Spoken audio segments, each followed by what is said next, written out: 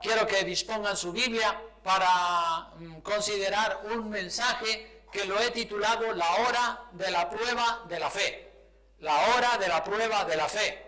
Y como siempre, un saludo fraternal y cariñoso para todas las personas que nos siguen a través del internet. Que el Señor los guarde y que el Señor los bendiga. Y quiero compartir este mensaje acerca de la hora de la prueba de la fe. Aleluya, porque todos un día, más pronto o más tarde, vamos a ser probados. Esa fe que decimos que tenemos va a ser probada para ver si es auténtica o es falsa. Y vayan por favor al primer texto de la Biblia, en Apocalipsis capítulo 3, versículo 10, para que veamos qué dice la palabra del Señor ahí. Apocalipsis capítulo 3, versículo 10, dice así la palabra: por cuanto has guardado la palabra de mi paciencia, yo también te guardaré de la hora de la prueba que ha de venir sobre el mundo entero, para probar a los que moran sobre la tierra, para probar a los que moran sobre la tierra. Entonces, hermanos, a todos, en algún momento de nuestra vida nos llegará la hora de la prueba de la fe que decimos que tenemos, ¿verdad? Porque todos declaramos tener fe en Dios, ¿no es cierto? Todos decimos, sí, claro, yo tengo fe en Dios, por eso estoy en la iglesia viniendo a los cultos. Por eso podemos decir, ¿habrá alguien aquí que no cree en Dios, que no tiene fe? Pues seguramente ninguno va a levantar la mano, porque todos se declaran que son creyentes, que tienen fe. No todos los que creen tienen la misma cantidad de fe. ¿Se acuerdan que en una ocasión hasta los discípulos le dijeron al Señor: Señor, aumentanos la fe, porque realmente es una fe pequeña? Todos tenemos cierto grado de fe. Unos tienen un poco de fe, otros tienen un poco más de fe, otros tienen mucha fe y otros casi no tienen fe. Pero todos los que nos congregamos decimos que tenemos fe.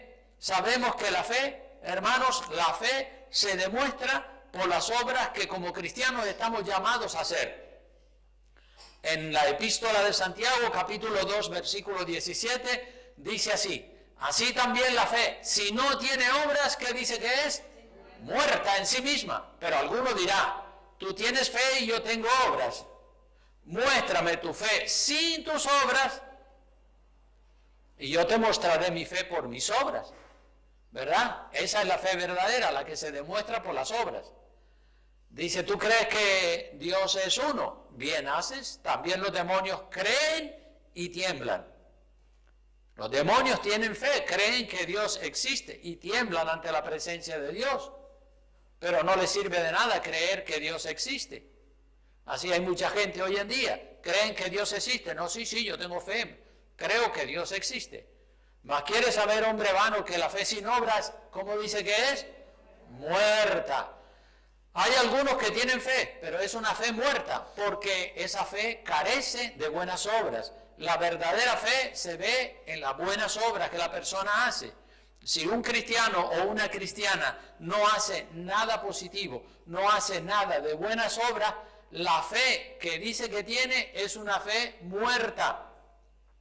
Por eso el mensaje es para que usted active su fe y ponga en marcha su fe, para que ore cada día, para que evangelice, para que comparta su fe con sus amigos, para que estudie la palabra de Dios, para que haga obra social, para que sea generoso con Dios, para que se interese por los demás, se interese por las misiones y se involucre en cierta manera en alguna de las tantas áreas de la viña del Señor. Una buena pregunta que cada cristiano y que cada cristiana debería de hacerse para saber si tiene fe es: ¿qué cosas estoy haciendo para extender el reino de Dios?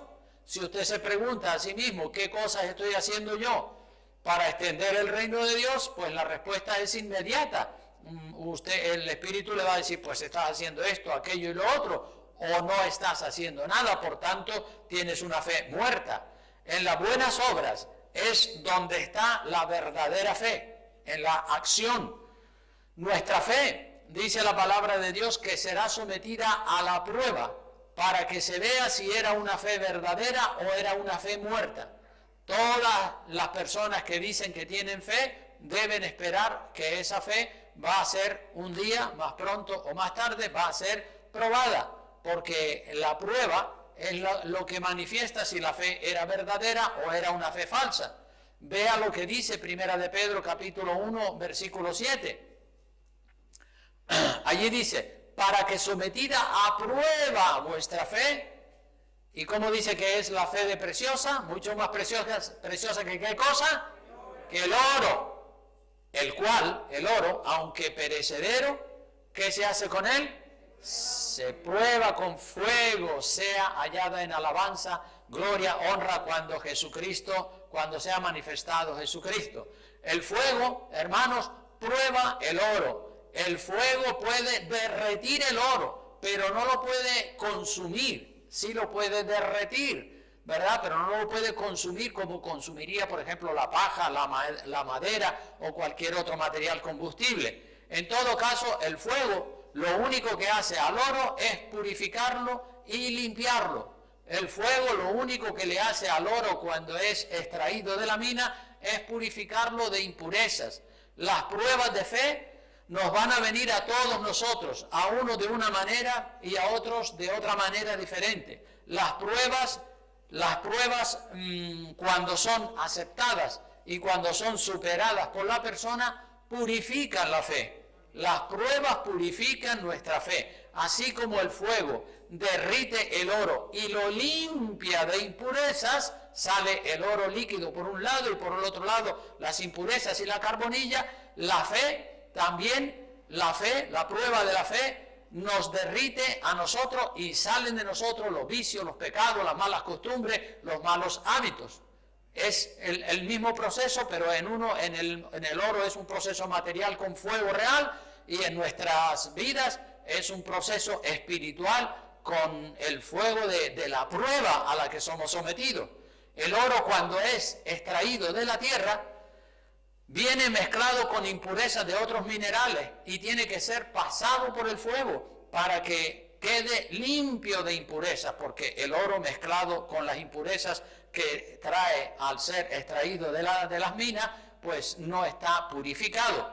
Nosotros también arrastramos el pecado y cuando llegamos a los pies de Cristo, Él nos pasa por la prueba. ¿Para qué? Para limpiarnos de todas las impurezas y de todas las contaminaciones que traemos del mundo. Al profeta Daniel se le pasó por una prueba, a muchos personajes de la Biblia, pero a Daniel concretamente le prohibieron orar al Dios del cielo. Si Daniel desobedecía la orden del rey y oraba a su Dios, sería echado al foso de los leones hambrientos para que lo devoraran. Vamos a leer el capítulo 6 del libro de Daniel para que veamos cómo Daniel fue probado. Es interesante la historia de Daniel. Dice el capítulo 6 del libro de Daniel, versículo 1, dice: pareció bien a Darío, rey de Media y de Persia, constituir sobre el reino 120 sátrapas que gobernasen en todo el reino, 120 gobernadores para repartirlo sobre todo el reino, y sobre ellos 3 gobernadores, de los cuales Daniel era uno, a quienes estos sátrapas diesen cuenta para que el reino fuese perjudicado. De manera es que había 120 gobernadores sobre el reino, y sobre estos 120 gobernadores habían 3 gobernadores superiores, entre los cuales estaba Daniel, para que el reino fuese perjudicado. Pero dice el verso 3 que Daniel mismo era superior a estos sátrapas y gobernadores, porque había en él, ¿qué es lo que había en él? Aleluya, qué bueno. En el cristiano tiene que haber un espíritu superior al de las demás personas, gloria a Dios. Y el rey pensó, al ver que en Daniel había un espíritu superior que superaba con creces en sabiduría, en humildad, en mansedumbre, en honestidad y en santidad, superaba con creces a todos los 120 gobernadores. Y el rey pensó en poner a Daniel de primer ministro sobre todo el reino, lo mismo que sucedió con José en Egipto, ¿se acuerdan? Entonces los gobernadores y sátrapas buscaban ocasión para acusar a Daniel en lo relacionado con el reino, mas no podían hallar ocasión o alguna falta, porque él dice que era fiel y ningún vicio ni falta fue hallado en él. Entonces estos gobernadores le tenían envidia y querían cargárselo, querían eliminarlo porque se sentían, digamos, inferiores y estaban acomplejados y querían quitarse a ese hebreo de encima de ellos. Entonces dijeron aquellos hombres, aquellos gobernadores, dijeron: no hallaremos contra este Daniel ocasión alguna para acusarle, si no la hallamos contra él en relación con la ley de su Dios. Entonces estos gobernadores y sátrapas se juntaron delante del rey y le dijeron así: Rey Darío para siempre vive. Allí están ya echándole lisonjas y halagos al rey. Y miren la trampa que están confeccionando para que el rey firme una ley, un edicto, y entonces sí puedan coger a Daniel orándole a su Dios y cargárselo. Dice: todos los gobernadores, verso 7, del reino, magistrados, sátrapas, príncipes, capitanes, han acordado por consejo que promulgues un edicto real y lo confirmes, que cualquiera que en el espacio de 30 días demande petición de cualquier dios u hombre fuera de ti, oh rey, sea echado en el foso de los leones. Claro, el rey estaba ingenuo, no sabía que eso era una trampa que estaban preparando contra Daniel, estos 120 sátrapas. Ahora, oh rey, confirma el edicto y fírmalo para que no pueda ser revocado, anulado, conforme a la ley de Media y de Persia, la cual no puede ser abrogada, o sea que se tiene que cumplir sí o sí, porque es ley de Media y de Persia, y la firma el rey. Firmó, verso 9, pues, el rey Darío el edicto y la prohibición de que nadie podía orar a ningún dios, solamente podían orarle al rey. Y si alguien oraba a un dios que estaba prohibido, pues lo echarían al foso de los leones, pena de muerte. Cuando Daniel, dice en el verso 10, supo que el edicto había sido firmado, entró en su casa y abiertas las ventanas de su cámara que daban hacia Jerusalén, suponiendo que Jerusalén está en esa dirección, pues él abrió la ventana y oró, porque ellos oraban siempre en dirección a Jerusalén, viraban su rostro para Jerusalén, según donde estuvieran. Y dice que Daniel, cuando se enteró de esto, abrió la ventana de su cámara que daban hacia Jerusalén, se arrodillaba 3 veces al día y oraba y daba gracias delante de su Dios, como solía hacer antes. O sea que no es nada nuevo lo que está haciendo, sino que está continuando el hábito, la costumbre que él tenía de orarle 3 veces al día al Dios de Israel en dirección a Jerusalén. Entonces dice que en el verso 11 se juntaron aquellos hombres y hallaron a Daniel orando y rogando en presencia de su Dios. Y dijeron: ya lo tenemos, aquí sí que ya lo tenemos cogido. Verso 12, fueron luego ante el rey y le hablaron del edicto real y le dijeron: ¿no has confirmado edicto que cualquiera que en el espacio de 30 días pida a cualquier dios u hombre fuera de ti, oh rey, sea echado en el foso de los leones? Respondió el rey diciendo: verdad es, conforme a la ley de Media y de Persia, la cual no puede ser abrogada. Entonces respondieron y dijeron delante del rey: Daniel, que es de los hijos de los cautivos de Judá, no te respeta a ti, oh rey, ni acata el edicto que firmaste, sino que 3 veces al día hace su petición. Cuando el rey oyó el asunto, le pesó en gran manera y resolvió librar a Daniel hasta la puesta del sol. Trabajó para librarle. El rey se dio cuenta que estos sátrapas habían organizado una ley y que le habían hecho que el rey la firmara, pero era con el propósito de cargarse a Daniel, porque le tenían envidia. Entonces el rey estaba buscando una manera, un resquicio legal para librar a Daniel del foso de los leones, pero la ley de Media y de Persia se tiene que cumplir sí o sí. Y entonces dice que aquellos hombres en el verso 15 rodearon al rey y le dijeron: sepas, oh rey, que es ley de Media y de Persia que ningún edicto u ordenanza que el rey confirme puede ser abrogado. Tú lo firmaste, así que esto hay que cumplirlo. Entonces el rey mandó y trajeron a Daniel y le echaron en el foso de los leones con la pena del rey. Y el rey dijo a Daniel: el Dios tuyo, a quien tú continuamente sirves, Él te libre. Lo encomendó a su Dios. Y dice que fue traída una piedra y puesta sobre la puerta del foso, la cual selló el rey con su anillo y con el anillo de sus príncipes, para que el acuerdo acerca de Daniel no se alterase. Luego el rey se fue a su palacio y se acostó ayuno. Ni instrumentos de música fueron traídos delante de él, y se le fue el sueño. Estaba preocupado. Pobre Daniel, estos sátrapas me hicieron firmar una ley para eliminar a este hombre con lo que yo lo amaba y con lo que yo lo quería, y que yo quería hasta ponerlo de primer ministro sobre el reino. El rey, pues, dice, se levantó muy de mañana y fue apresuradamente al foso de los leones, y acercándose al foso llamó a voces a Daniel con voz triste y le dijo: Daniel, siervo del Dios viviente, el Dios tuyo a quien tú continuamente sirves, ¿te ha podido librar de los leones?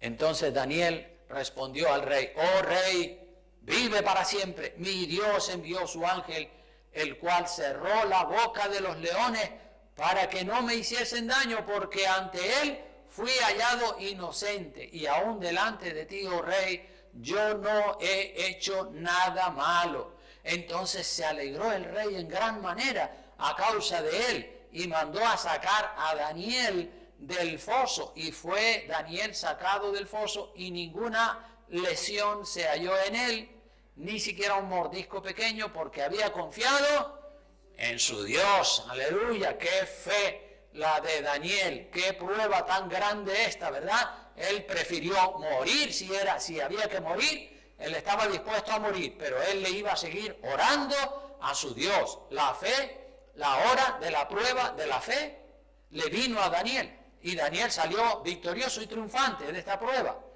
Y después dice en el verso 24: y dio orden el rey, y fueron traídos aquellos hombres que habían acusado a Daniel, y fueron echados en el foso de los leones, ellos, sus hijos y sus mujeres, y aún no habían llegado al fondo del foso cuando los leones se apoderaron de ellos y quebraron todos sus huesos.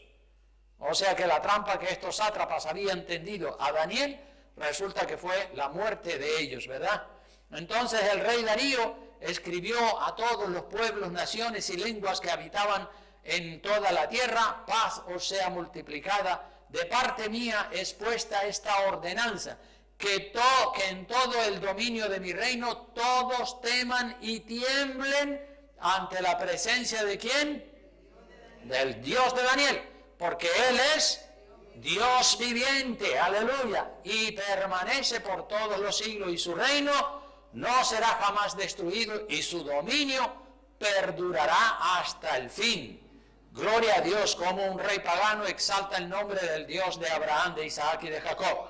Él salva, sigue diciendo, el Dios de Daniel salva y libra, y hace señales y maravillas en el cielo y en la tierra, y él ha librado a Daniel del foso de los leones. Y este Daniel prosperó durante el reinado de Darío y durante el reinado de Ciro el persa, porque superó la prueba. Dios lo bendijo de una manera extraordinaria. La hora de la prueba de la fe de Daniel le llegó, y él salió victorioso y triunfante. Gloria a Dios. En el capítulo 3, que no lo voy a leer porque son 30 versículos más, tenemos otra preciosa historia de 3 jóvenes hebreos, que a estos 3 se les ordenó adorar la estatua de oro que el rey Nabucodonosor había construido, una tremenda estatua de oro, y si no la adoraban serían echados al horno de fuego ardiente. A estos 3 jóvenes hebreos, y finalmente estos 3 jóvenes hebreos fueron echados al horno de fuego ardiente, y allí dentro de ese horno estaba el Señor Jesucristo con ellos, y ni siquiera el pelo se fue chamuscado o quemado. Salieron intactos del horno de fuego. Pasaron la prueba y tuvieron éxito y tuvieron victoria, estaban dispuestos también a morir si fuera necesario, pero nunca iban a negar al Dios de Israel y mucho menos adorar una estatua de oro. Así que tenemos que tener una fe muy fuerte, porque no sabemos cuándo, ni cómo, ni dónde vamos a ser probados.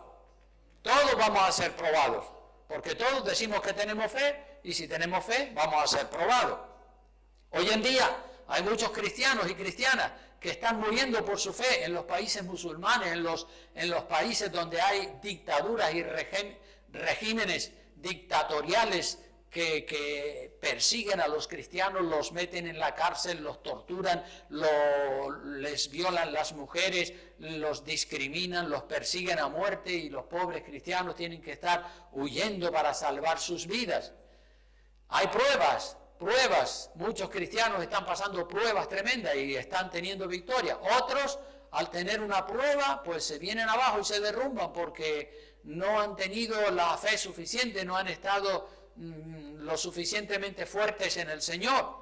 Y hay pruebas, no solo en los países musulmanes, en los países comunistas que persiguen a los cristianos. Aquí entre nosotros también a veces hay pruebas, ¿verdad? Una enfermedad puede ser una prueba. Un hijo que se te quedó inválido por un accidente puede ser una prueba. O un accidente que te tocó a ti mismo te deja paralítico. Quedas viudo o quedas viuda, se te murió el marido, se te murió la esposa cuando era todavía joven, o te traicionan tus amigos, o te dan la espalda tus allegados. Hay muchas pruebas, hermano. También estábamos este viernes pasado cuando tuvimos el ayuno, hablando acerca de la fe y de las pruebas que tuvo que superar el patriarca Job. La fe de Job fue probada de una manera impresionante.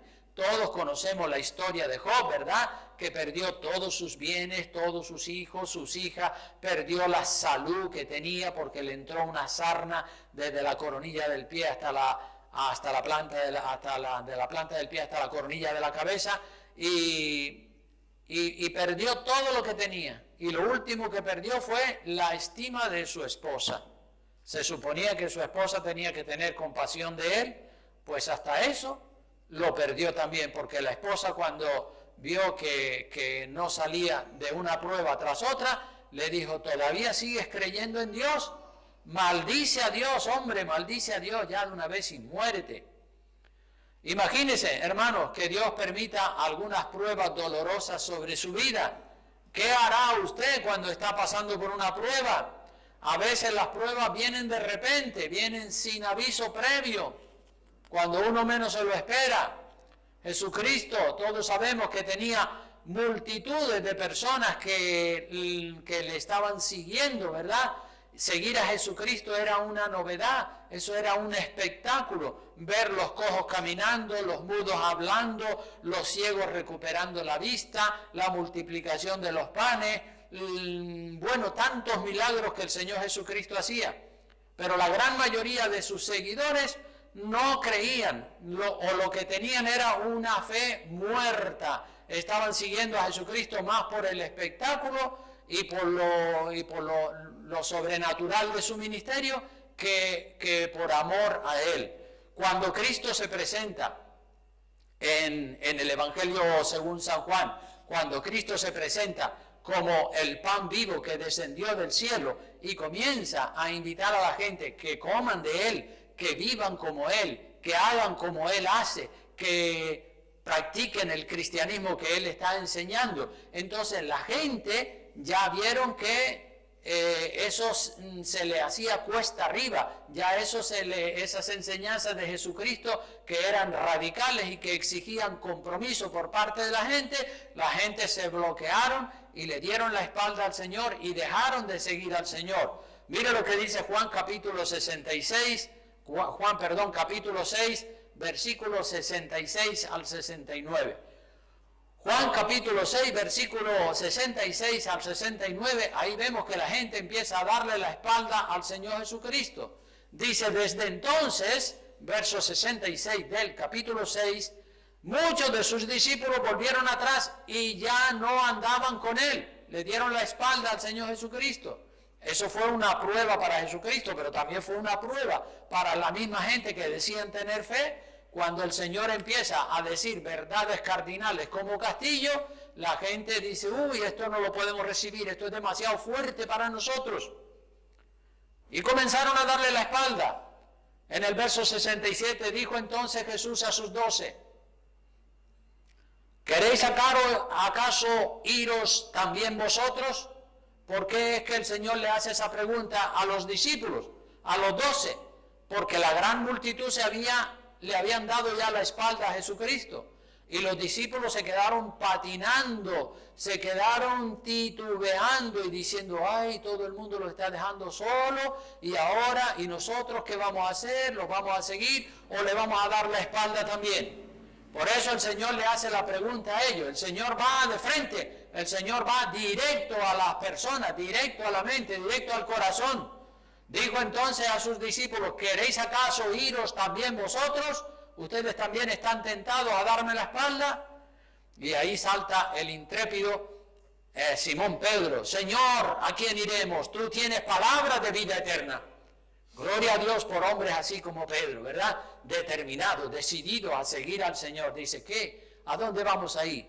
¿A dónde vamos a ir? Nos vamos a perder. Tú tienes palabras de vida eterna. En el mundo no hay nada digno para que nosotros podamos seguir.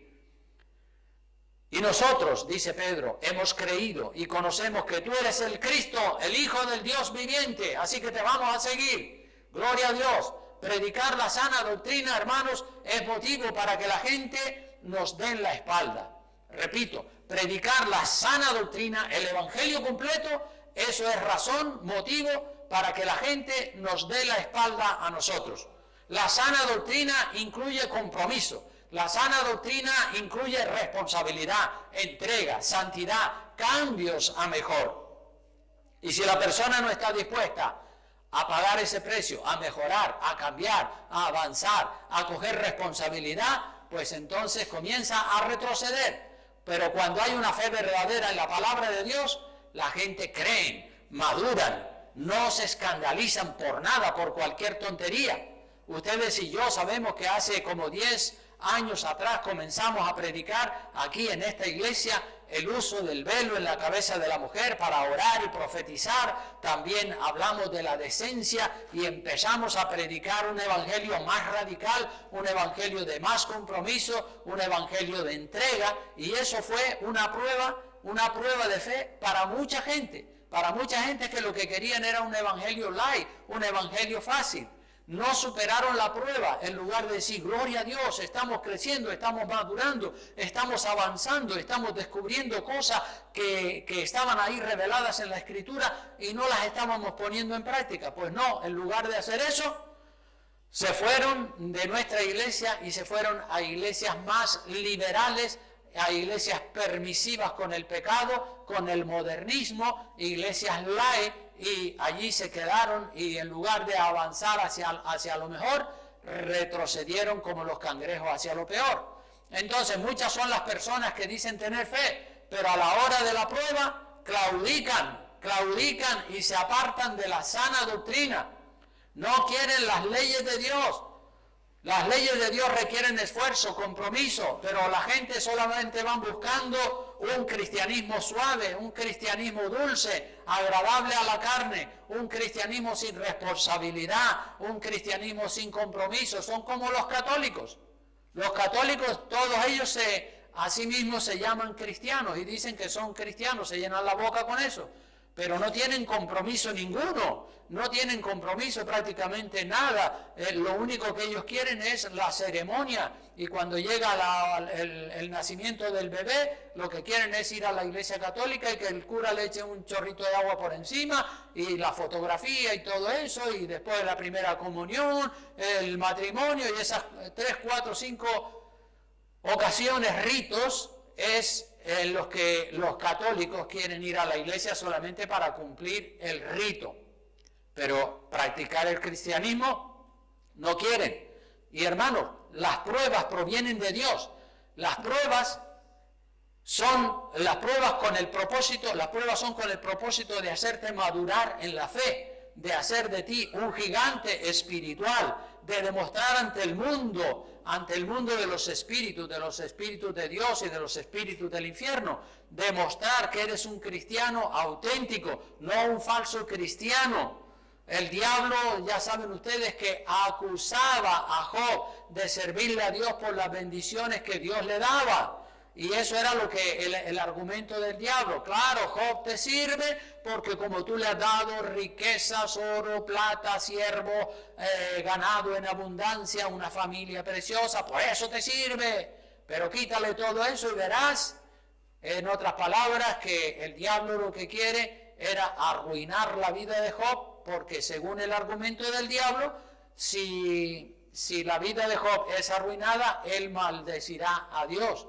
Y Dios le tuvo que dar permiso al diablo, y el diablo pues quedó avergonzado, porque después de que Job fue probado con esas pruebas tan terribles, él tuvo la victoria, él se levantó triunfante, y el diablo quedó avergonzado delante de Dios y delante de los demonios y delante de los ángeles, porque el diablo es un mentiroso y padre de mentira. Y hablando ahora de las tentaciones, porque una cosa son las pruebas las permite Dios para pasarnos por el fuego y para madurarnos y para purificarnos, pero la tentación, que parece que puede ser también una prueba, la tentación en cierta manera es diferente a la prueba, porque la tentación viene de Satanás. La tentación viene de Satanás. Satanás te tienta a hacer lo malo como tentó al Señor Jesucristo. ¿Para qué? Para destruirte, para borrarte de la familia de Dios. Las tentaciones Dios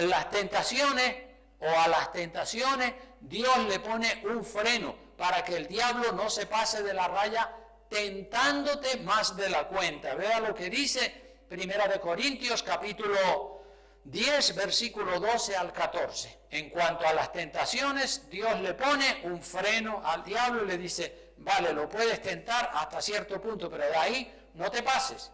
1 Corintios 10, 12 al 14 dice, así que el que piensa estar firme, mire que no caiga.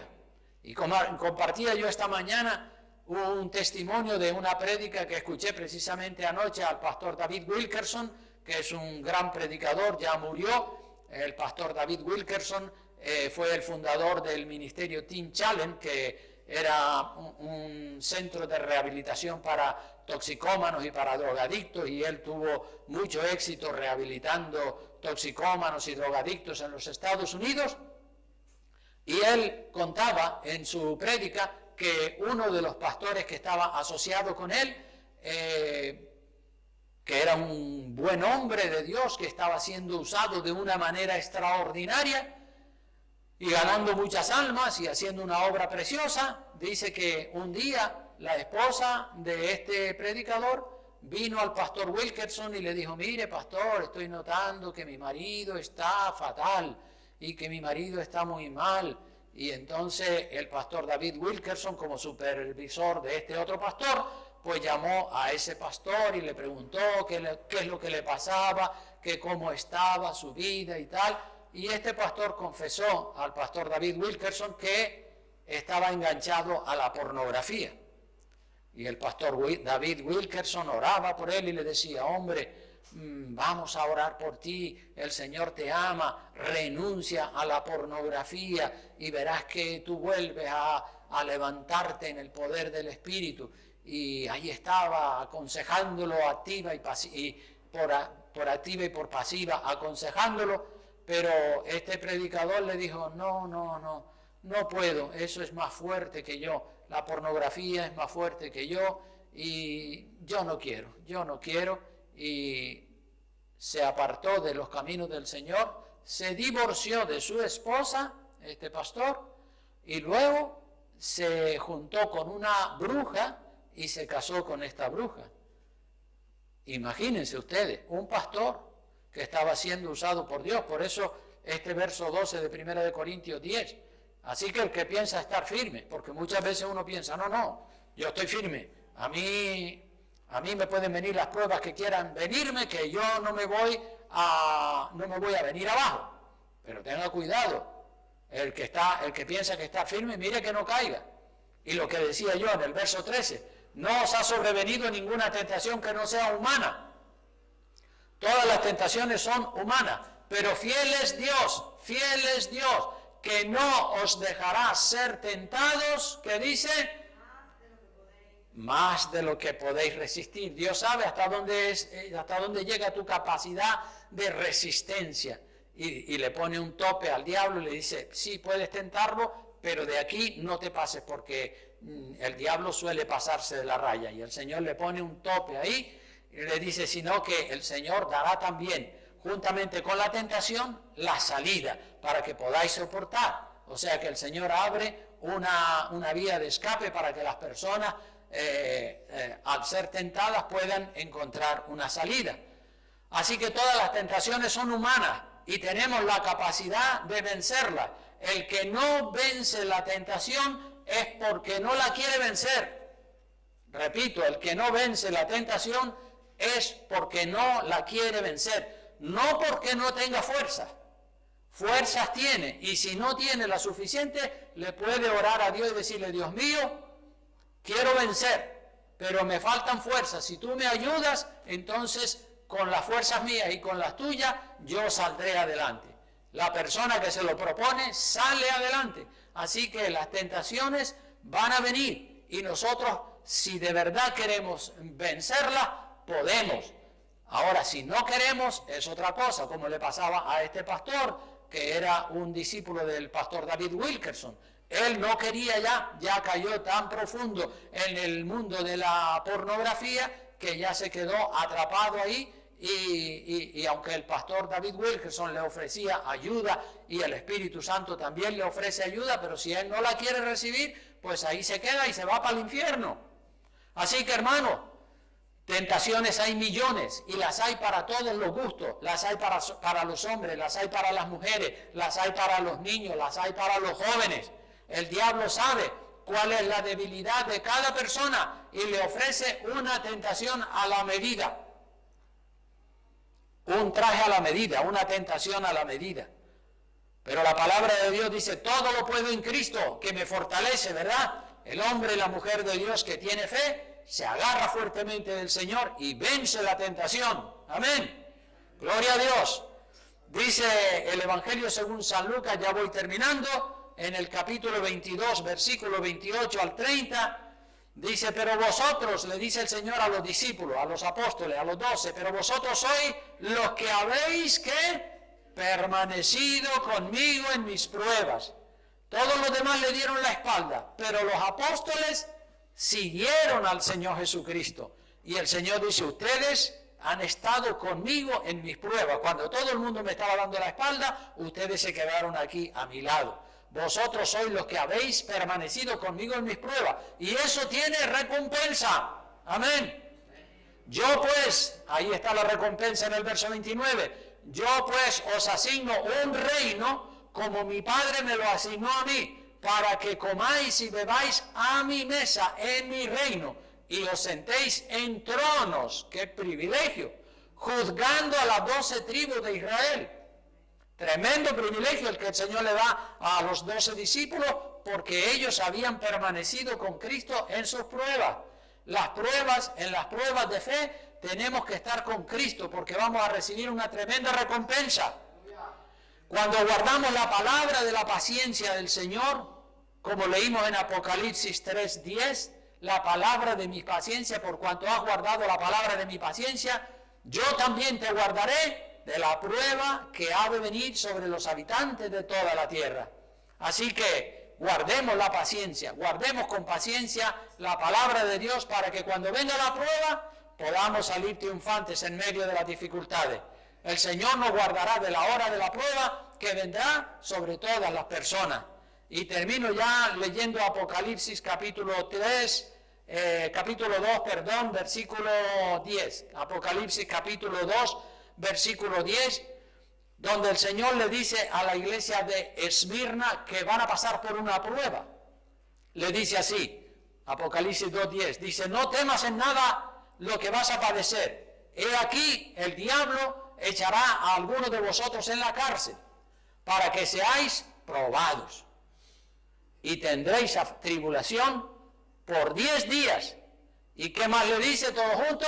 Sé fiel hasta la muerte y yo te daré la corona de la vida. Sé fiel hasta la muerte y yo te daré la corona de la vida. Hay que serle fiel al Señor. Hay que estar preparados para que cuando nos vengan las pruebas podamos vencer y tener la victoria, salir victoriosos. La hora de la prueba viene. Hermano, puede venir mañana, pasado, dentro de unos días, te puede venir una prueba. Agárrate bien fuerte de Jesucristo para que tengas la victoria y salgas triunfante y victorioso en medio de las pruebas de la vida. Amén. Porque todos los que decimos que tenemos fe, esa fe va a ser probada, aleluya, para ver si es auténtica o es falsa. Amén. Bueno, pues inclinamos el rostro y le oramos al Señor, puestos en pie, por favor. Terminamos ya dando gracias a Dios de todo corazón por su presencia, por su Espíritu Santo que nos preside y que nos guía, aleluya, por los caminos de la vida. Gracias, Padre bueno de la gloria, te damos en esta preciosa tarde. Dios mío, ha sido un gozo tremendo estar aquí delante de tu presencia, compartiendo palabra con mis hermanos y con mis hermanas, Señor, este mensaje acerca de la prueba de la fe.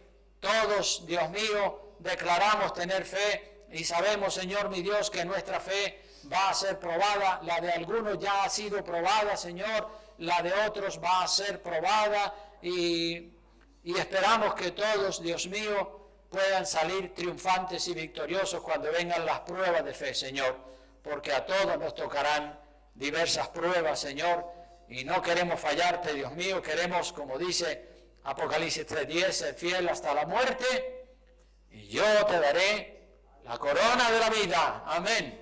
Que Dios les bendiga ricamente, hermanos, y la bendición del Padre, del Hijo y del Espíritu Santo les acompañe. Amén, amén y amén. Salúdense los unos a los otros.